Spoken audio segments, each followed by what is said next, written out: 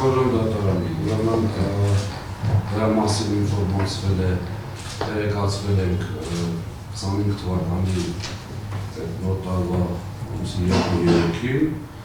եւ կատարված գործողությունների ընթացքում բավականին մասը վերականգնվել է։ Այսինքն եղել է տեխնիկական խնդիր, որից պարագայում չեն կարողացել ծառայական քննության արդյունքում գտնել որևէ դիտավորությամբ կատարված խնդիր, ինչ վերաբերում է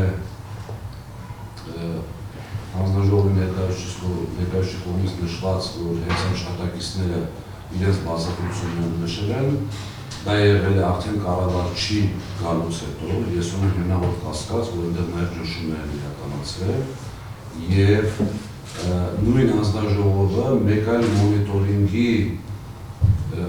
ընթացքում, փետրվարին կատարվող այլ մոնիտորինգի ընթացքում իբրև թե հայտնաբերել է այդ խնդիրը փետրվար ամսին, բայց չգիտես ինչու այդ ժամանակ չի արձագանքել,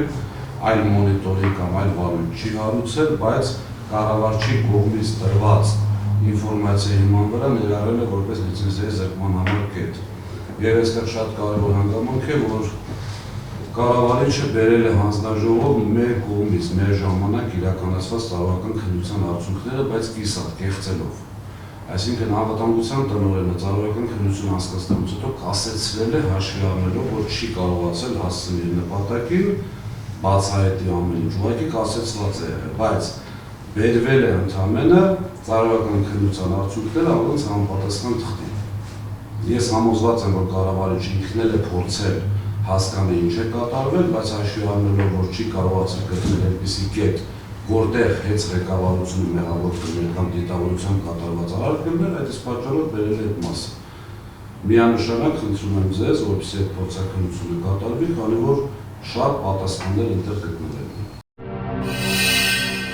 Բաժանորդագրվեք Արմադ մեդիայի ալիքներին YouTube-ում, Facebook-ում, Instagram-ում և Telegram-ում։